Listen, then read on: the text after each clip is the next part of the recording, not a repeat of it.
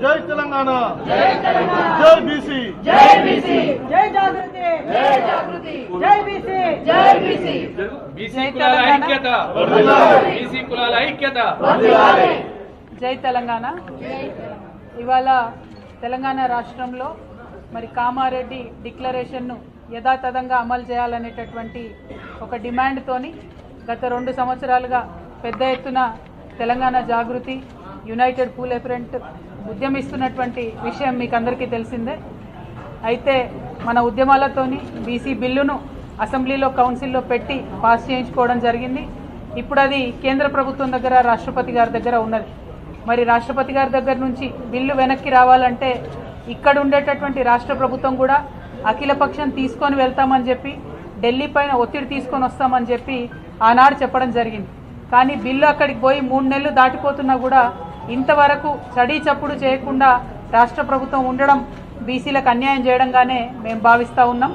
అదేవిధంగా మరి ఈ మధ్యలోనే ముఖ్యమంత్రి గారు దాదాపు హాఫ్ సెంచరీ టైమ్స్ అంటే 50 సార్ల పైచిలకు ఢిల్లీకి పోయి వచ్చినా కూడా ఒక్కసారి కూడా ప్రధానమంత్రి గారితో బీసీ బిల్లు పైన మాట్లాడకపోవడం నిజంగా శోచనీయం.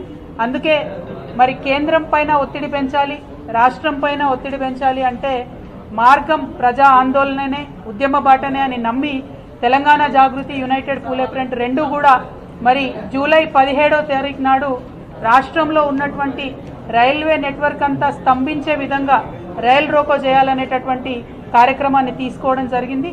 ఈ కార్యక్రమానికి మద్దతుగా మరి కలిసి వచ్చేటటువంటి లైక్ మైండెడ్ వ్యవస్థలను, వ్యక్తులను అందరినీ కూడా కలుస్తూ ఉన్నాం.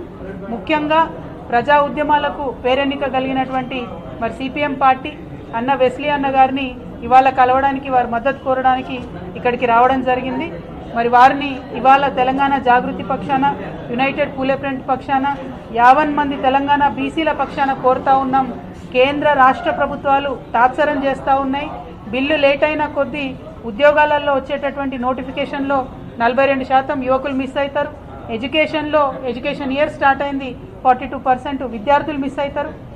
అదేవిధంగా స్థానిక సంస్థల ఎన్నికలు పెడితే ఓవరాల్గా 42% బీసీలు కూడా అన్యాయం జరుగుతుంది. కాబట్టి తక్షణమే ఈ బిల్లు పాస్ చేయించి వెనక్కి తీసుకొచ్చేటటువంటి ఈ ప్రయత్నంలో మీరు కూడా భాగస్వామ్యం అవ్వాలి, మద్దతుగా నిలబడాలని అన్న వెస్లీ గారిని కోరుతా ఉన్నాం. Thank you. జై తెలంగాణ. తెలంగాణ జాగృతి నుండి అలాగే యునైటెడ్ పూలే ఫ్రంట్ ద్వారా తెలంగాణ రాష్ట్రంలో బీసీలకు 42% రిజర్వేషన్స్ను అమలు చేయడానికి కేంద్ర రాష్ట్ర ప్రభుత్వాలు వెంటనే తగిన చర్యలు తీసుకోవాలని చెప్పి వాళ్ళు చేస్తున్నటువంటి డిమాండ్ను సిపిఎం పార్టీ రాష్ట్ర కమిటీ సంపూర్ణంగా మద్దతిస్తుంది. అది పూర్తిగా న్యాయమైనటువంటి డిమాండ్. తరతరాలుగా సామాజికంగా అణచివేతకు గురవుతున్నటువంటి వెనకబడ్డ తరగతులకు సంబంధించినటువంటి రిజర్వేషన్స్ని రాజకీయ రంగాల్లో కూడా అమలు చేయాల్సినటువంటి బాధ్యత, ఆ అసమానతను నిర్మూలించాల్సినటువంటి బాధ్యత కేంద్ర రాష్ట్ర ప్రభుత్వాల మీద ఉంది. రాష్ట్ర ప్రభుత్వం ఇప్పటికే బిల్లును ఆమోదించి కేంద్ర ప్రభుత్వానికి పంపించింది, రాష్ట్రపతికి పంపించడం జరిగింది. వాళ్ళు 3 నెలల్లోగానే పూర్తి చేసి పంపించాల్సినటువంటిది కాలయాపన చేస్తున్నారు. సహజంగానే బీజేపీ సామాజిక న్యాయానికి భిన్నంగా ఉంటుంది, కుల గణనకు కూడా వ్యతిరేకంగా వివరించింది. మొన్నటి వరకు ప్రజా ఉద్యమాల ద్వారా, ఒత్తిడి ద్వారా ఇప్పుడు తలవగ్గి కులగణన చేస్తానని అంటుంది.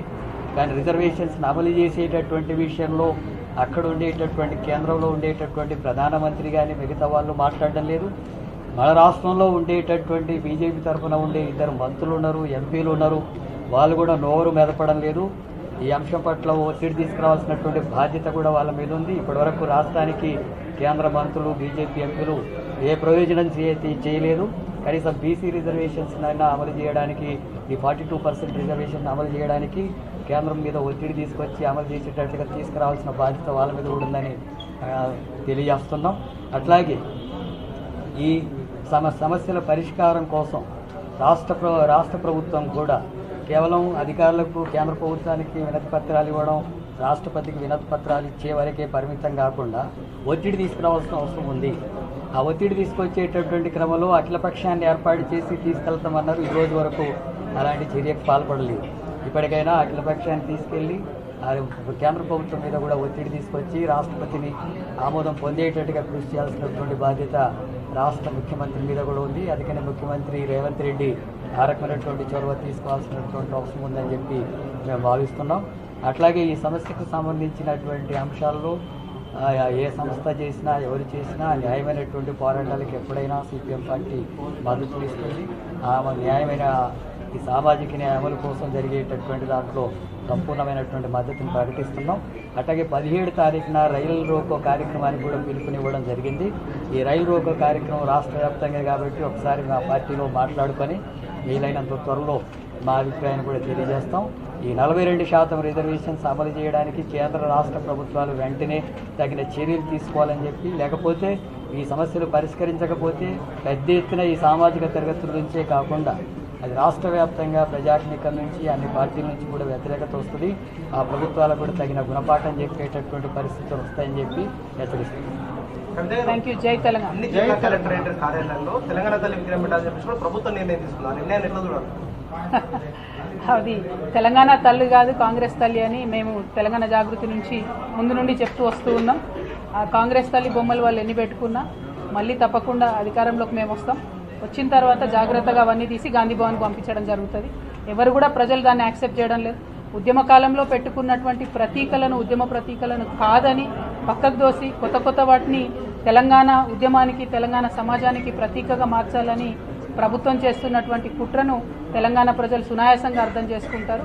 కాబట్టే పెద్దగా ఎక్కడ రెస్పాన్స్ లేదు.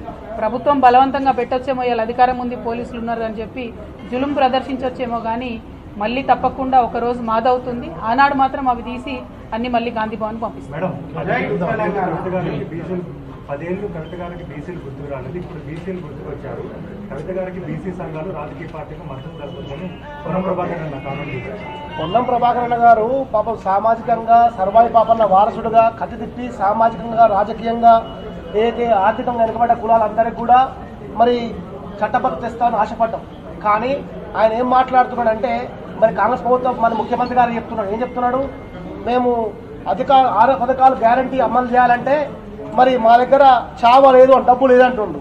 చాతగాక అనుకుంటున్నాడు. చావలేదా, చాతగాకనా? మరి కాంగ్రెస్ ప్రభుత్వం మరి బీసీలకు చట్టసభలో రిజర్వేషన్ అమలు చేయాలంటున్న విషయాన్ని ఇవ్వద్దనేటువంటి అభిప్రాయం వల్ల ఖచ్చితంగా కాంగ్రెస్ పార్టీకి ఉన్నది. కవితమ్మ గారు చెప్పినట్టు కామాలంటే వారు చెప్పిన విషయాన్ని కూడా గుర్తు చేస్తూ ప్రజలకు అధికారం రావాలనే విషయంతో సంవత్సరాల కాలంగా రాష్ట్ర వ్యాప్తంగా తిరుగుతున్న విషయాన్ని కూడా గుర్తుంచుకోవాలి. ఏదో మరి ఒక అత పుంచుకొని కాంగ్రెస్ పార్టీలో ఆ మంత్రి పదవి కోసం మాట్లాడుతున్నాడు పొన్నం ప్రభాకర్ గారు. ఖచ్చితంగా చెప్తున్నాం, బీసీ సమాజంలో రాబోయే రోజుల్లో చట్టసభలో రిజర్వేషన్ తెచ్చినాకనే 42% ప్రజలకు రిజర్వేషన్ వచ్చిన తర్వాతనే ఎన్నికలకు పోవాలి.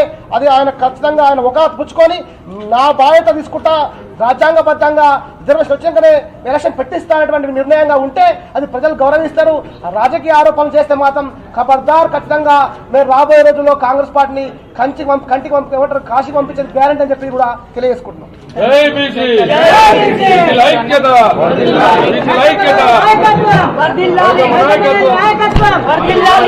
తెలంగాణ